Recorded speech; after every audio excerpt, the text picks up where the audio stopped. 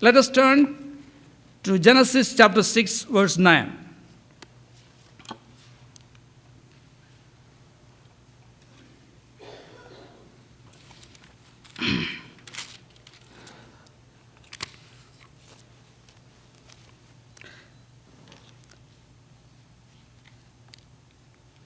These are the generations of Noah.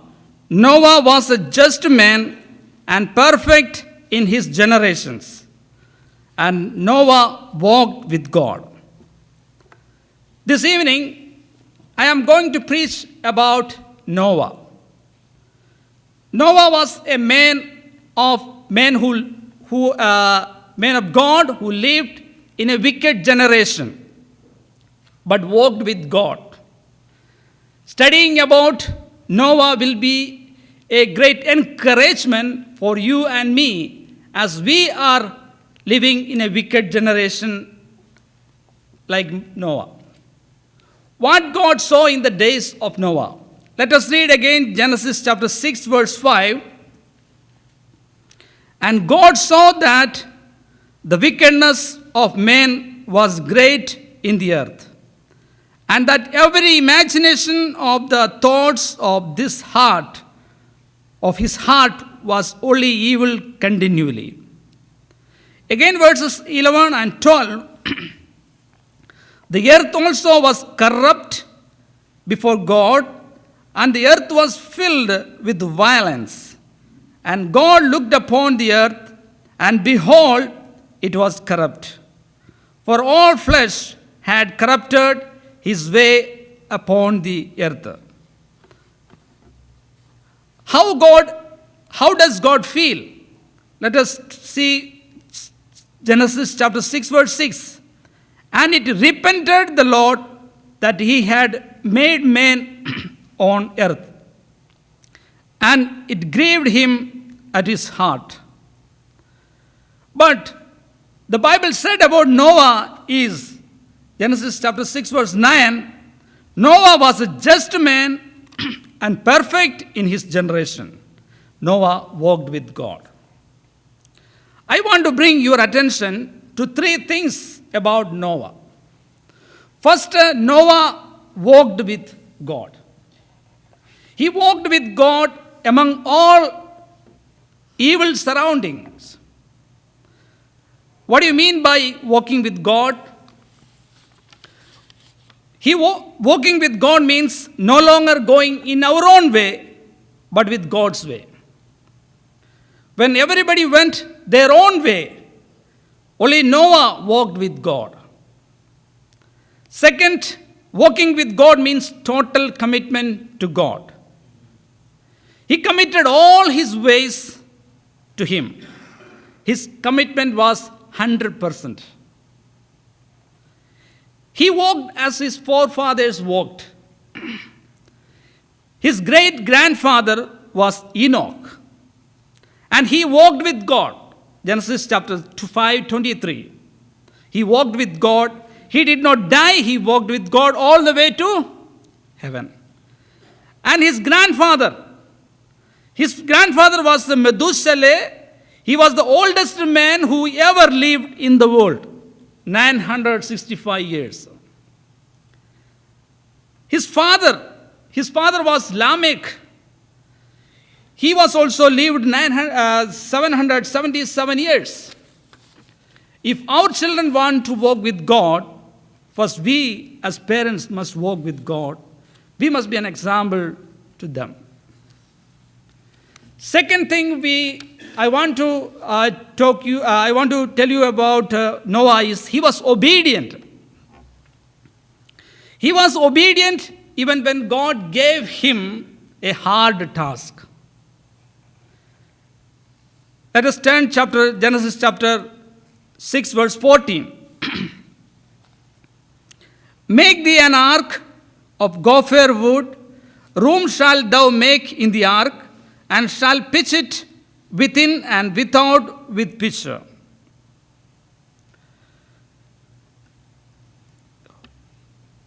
And Genesis chapter 6, verse 22, it says, Thus did Noah according to all that God commanded him, so did he. What are the works God gave to Noah? First, God gave Noah to preach the coming judgment, and he did it more than 120 years. And second, God told Noah to make an ark according to God's pattern. That too, thousands of years before, when there was no technology available. It took many years Noah to complete the ark. Noah made the ark according to God's instruction. Thirdly, God told Noah to bring every animals, birds, and all creeping things into the ark. Genesis chapter 6, 19 to 20 we can see. And fourth, God told Noah to store food for him, his family, and all creatures for about 10 months. This was a very hard job, but he did without questioning or murmuring God. When God gave some work or responsibility, we must do it without questioning him or without murmuring. The Bible said about Noah, Noah did according to all that God commanded him. Genesis chapter 6, verse 22. What a great testimony it is. If we obey God, we must do according to that God commanded us to do. Third thing I want to talk about Noah is he was a great man of faith. Let us turn to Hebrews chapter 11, verse 7. Hebrews chapter 11, verse 7.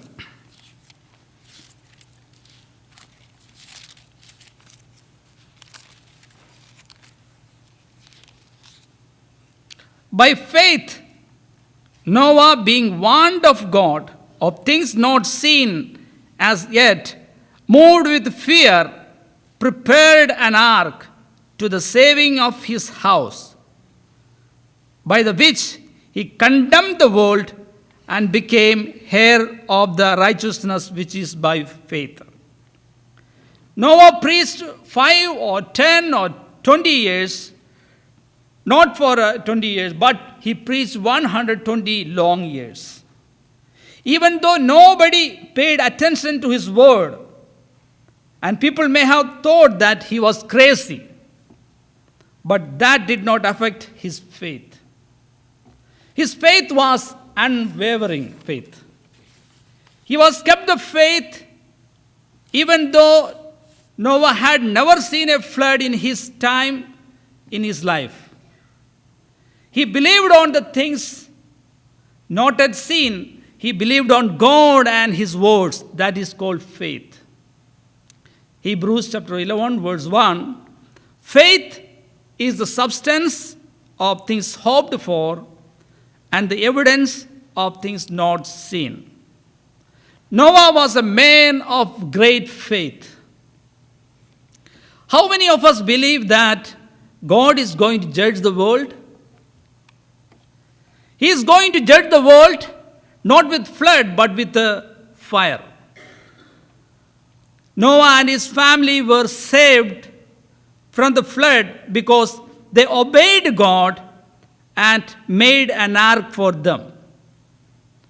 God sent his only begotten Son 2,000 years before into this world to save the world from the coming judgment. John chapter 3:16.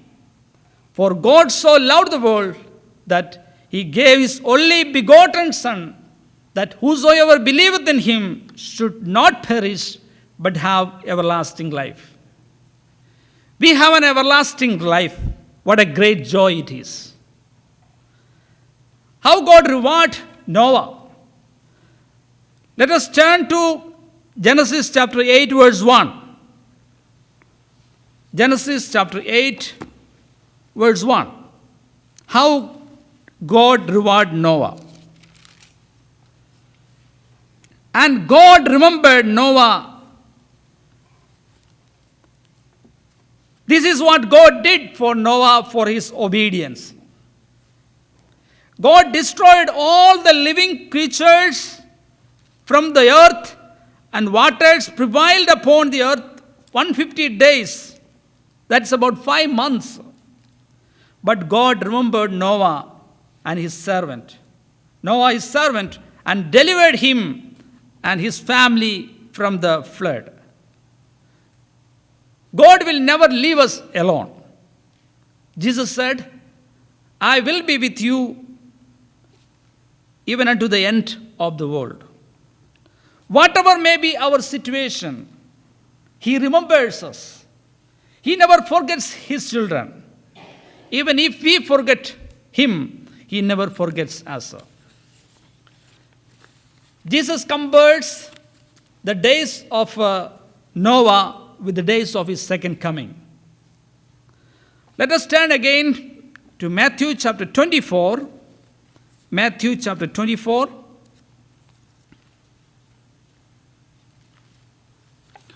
Verses 37 to 39.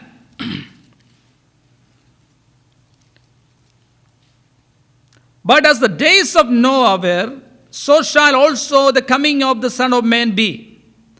For us in the days that were before the flood, they were eating and drinking, marrying and giving in marriage, until the day that Noah entered into the ark, and knew not until the flood came, and took them all away. So shall also the coming of the Son of Man be. The people in Noah's time were pleasure-oriented, eating and drinking, marrying and giving in marriage. People are not God-centered but self-centered. 2 Timothy chapter 3, verse 1 to 5, Paul said to Timothy that these are the kinds of people will be in the last days. Let us turn to 2 Timothy chapter 3, verse 1 to 5.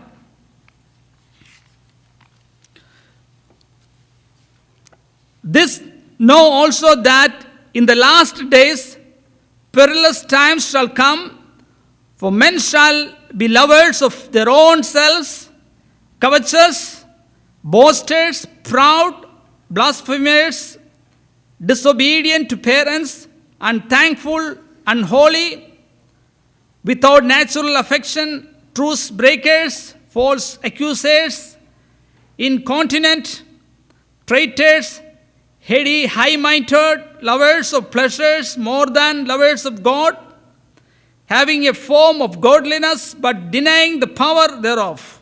From such turn off. When we look at the world, we can say that we are living in these days. Dear brothers and sisters, God has given to you and me a great job to do like Noah. What is that? Matthew chapter 28, verse 18 to 20. Go ye therefore and teach all nations, baptizing them in the name of the Father and of the Son and of the Holy Ghost, teaching them to observe all things whatsoever I have commanded to you. And lo, I am with you even unto the end of the world. As we are getting ready for Jesus' second coming, there are millions of people in India still did not hear the name Jesus. They do not know of His first coming. God has given to me and my wife a great burden to share with them the gospel. We need your help, we need a prayer, we need your support to reach them. That is why we come here. Let us live like Noah in these last days. walk with God daily. Obey Him. Do what He commanded us to do. Have a faith in Him. Once again, I take this opportunity to thank Pastor and the church for giving me this wonderful time. May God bless you, all of you. Thank you.